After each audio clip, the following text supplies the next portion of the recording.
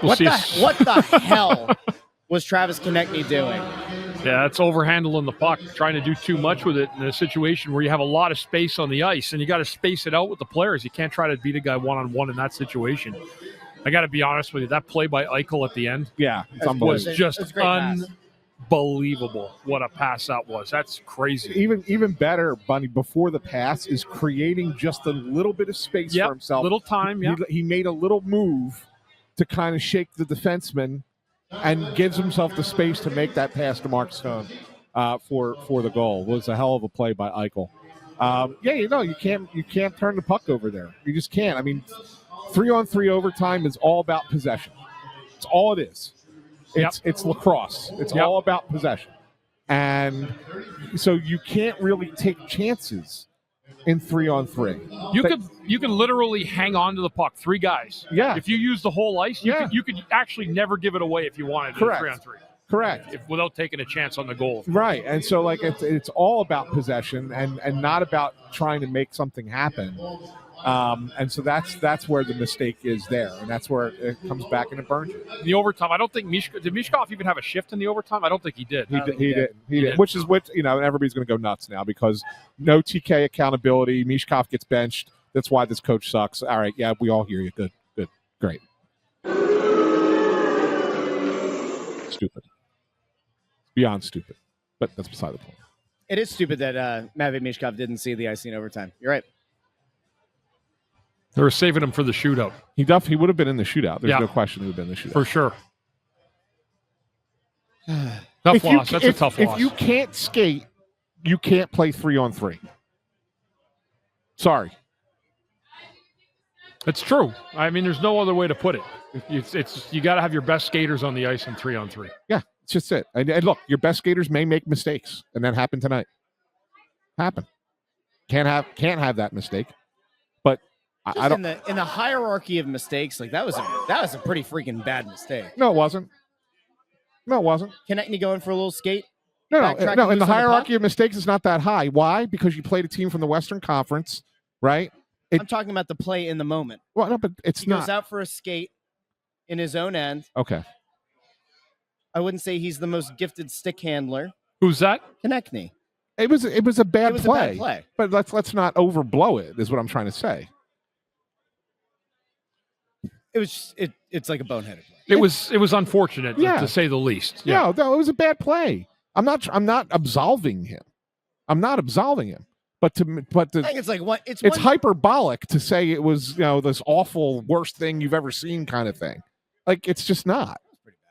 I mean, like if it's a turnover in your own end, like in front of your net, a pass gets intercepted. All right, that sucks. Maybe it's understandable. Yeah. But like when it's just you, I don't know. I don't understand. Anyway, this game was a potentially winnable one. Yeah. The Flyers played this. I mean, dead even. We were kind of gawking at the scoreboard because at the end of regulation, the Flyers and the Golden Knights had the same number of shots each period. Yeah, it was. I've never seen that before. 9-5-9? 5-9-5. 5-9-5. I'd never seen that before. That's pretty crazy. Yeah, that's crazy, isn't it? Yeah. Now, but I don't know. Maybe it's just who I am now. But I'm trying to find the positive. Positive is Vegas is a good team, really good team, Western Conference team. You played them pretty heads up, and I would say that you line these teams up player for player, and you would certainly favor the Golden Knights. So, yeah, I mean, look, it's not a bad result. You get a point out of it. You played both Colorado and Vegas this week, and you lost 2 1-goal games, and you got a point out of it. Like, that's not terrible. It really isn't. Yeah. With the win in between with San Jose. Now, that said, you go into a back-to-back with Carolina this weekend. Not great. Yeah, no, you gotta win. You gotta win one of those two, right? Bundy, you gotta win one of the two against Carolina. You can't lose both of them. Carolina tied that up against Washington, so that's good. So they got a point at least. They were down 2-1 late in the third. Yeah, and I didn't want them to lose because they, his team, good team coming off a loss. Right. And they still may lose, but I mean it. But that makes this weekend popping balloons in front of us. Jeez. He's so cool. Yeah. That makes this weekend a little bit tougher because you lose tonight. If you win this game tonight, you probably have a little bit more of a cushion in the weekend. But now you give. I mean, you still get a point, which is not the worst thing in the world. But yeah, now it makes it a little bit tougher this weekend. It does. That's a tough back-to-back. I was looking at Balloon Guy. I thought he almost got popped in the mouth. He went to go pop another one in the bigger dude's ear. I actually would love to see that. Did the enhanced security do anything about it? Yeah, this Emily Kaplan report about there being enhanced security. Oh, Dickie Dunn? Look, I don't know. I didn't see the report, so I can't. I'm not going to. A bunch of people sent. I'm not going to criticize the specific report or the specific reporter, having not seen exactly word for word what the report was. But I checked in, and tonight was normal NHL security, normal for an NHL game. There was no additional security tonight, so I don't know where that report came from.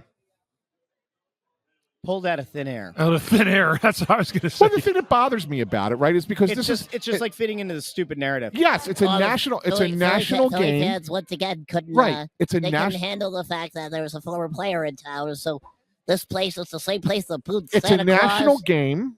This place booed Santa Claus. They threw batteries at JD Drew. Yeah, it's a national game, and they're trying to make Philadelphia look bad on another person for no reason. Like nothing happened. No, there wasn't. Nothing was going to happen. But I'm saying there wasn't. There was no. When I say nothing happened, there was not even a. There were no chants. There were no chants. There was no boo. There was nothing. This actually did kind of play in the favor of what Vegas, I think, was hoping to get out of not making Hart available to the media. They essentially came in here and ran a covert op, right? Hart didn't have to talk to anybody. There's no sound clips to take advantage of. Just hold on. There are no sound clips to run with. He's not going to be available after this game. They're going to be out of town, and it's gone. And that's it. The fans didn't do a thing. There was no. I wonder. Bleep you, Carter. I wonder if there's no real booing. Nothing. I wonder if that report came out of the Vegas side about the enhanced security. Yeah. Who knows? It's crazy, stupid. Anyway, it doesn't add up. It doesn't make a lot of sense. That's all. I'll tell you what, guys. That's the kind of report that stays with a team, stays with a city. For Emily Kaplan to go on national TV and to say that's the kind of thing that stays with a city. Unacceptable. Thanks, Torts. Unacceptable. Anyway, I think that when you look at this team, first of all, the power plays that they had there at the end, Bundy. Yeah. Not good. Not good. No, power plays did not generate anything for the team. The team had a chance to win it with 4 minutes left on the power play. They had nothing going on that power play. And I'll tell you, if you want some criticism, I didn't understand the unit that was out there. And they were out there for almost the entire 2 minutes. Didn't they have Cates' group out there? It was Cates, Konecny, Zegras, Brink, and Drysdale. Drysdale, yeah. Like I don't for almost 2 full minutes. Like I'm not saying you shouldn't have Zegras. Of course, Zegras should be out there, right? And I don't mind Drysdale being the point shot. That's totally fine too. Whatever. And Konecny should be on there somewhere. Okay, but I'm not like you need a game-winning goal, and you got Noah Cates and Bobby Brink out there on a power play. Yeah, that doesn't just register for me. I didn't. That was a bad grouping, a bad unit. Their power plays tonight were not very good. The Flyers. I don't think they had a lot of good setup time. Vegas cleared a lot of the pucks. It was not a good night for the power play at all because it had a chance to win you the game late. Yeah, on that elbowing call, and you didn't even manufacture really much at all. And there was a power play earlier, and I'm trying to remember if it was earlier in the third period, if it was late in the second period. It was, but somewhere in there, because that was the one I said this was a disaster of a power play. That was that late that was late second period, right? Yep. Like that was just they couldn't even get a shot on that one. Like you couldn't even get set up. So I don't know. I think that I know they keep having these power play meetings and they keep trying new things, and I give them credit for trying something new. Like, hey, let's try this, let's try that, but it just doesn't work, man. It's just like the power play is still a problem. No one's been able to fix it. Yeah, it's true. So it's true. It's dipped down since the beginning of the year when it had good numbers. It's sliding down now. Yeah. Eric Berkey asks, did Owen Tippett play tonight? I thought Owen Tippett had a pretty good game. I didn't notice him a lot. I thought he had some effort out there. I thought there were a few shifts where he had some really good jump. He made a couple of those long shifts we were talking about, Bundy. He was on the ice for some of those and creating turnovers, and they didn't score on them, right? They didn't score a goal, but there were some really good offensive shifts, especially ones down in this end. I saw there was a couple down here. He had that one where he fed Mishkov in front. Mishkov had a shot that the save was made. I thought he was okay tonight. Okay. I thought Owen Tippett was fine. I'm not saying he played bad. I'm just saying I didn't notice him a lot. Yeah. So. What else you got, Russ? Ty Murchison had a good game. Yeah, played good. I liked it. I liked his game again tonight. That's 2 for 2. 2 good games there for him. There might be a player there. Yeah, it'll take some time because he's stuck in a numbers game. But he played well. I was very impressed with him tonight. Grunstrom also had an assist in this game. He's giving you a little something there. He shouldn't come out of the lineup.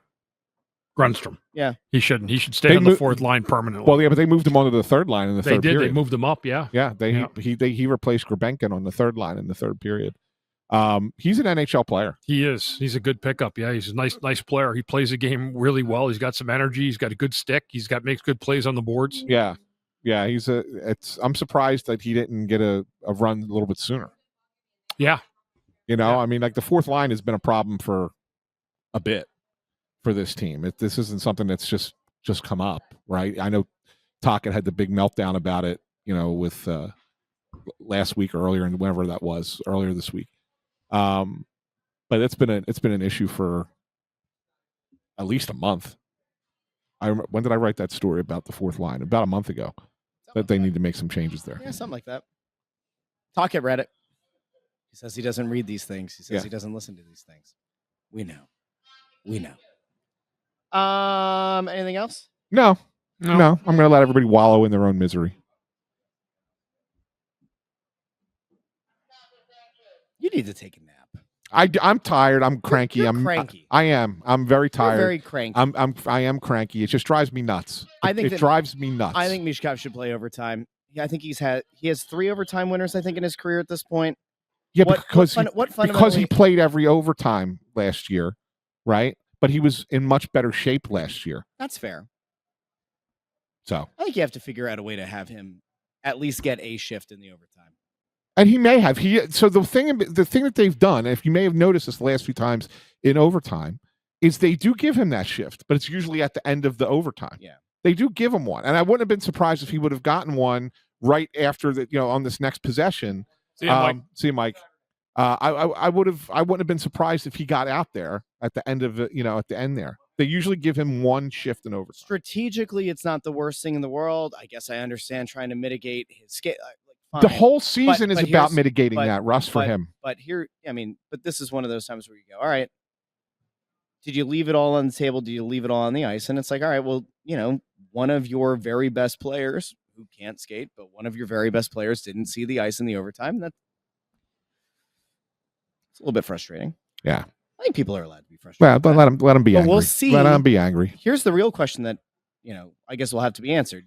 He's kind of highlighting that February break for the Olympics. Well, you would hope. What is he going to be able to do in that time? So, like Bundy, if he is aware that he needs to work on his conditioning, but especially working on his skating, like you said it yourself, there's only so much improvement that you can do to your skating. He just turned 21. I wouldn't say that like all hope is lost for him on that front, but like him looking at February as the thing to like work on conditioning and such, like it's not going to fundamentally change his ability to skate as well, is he?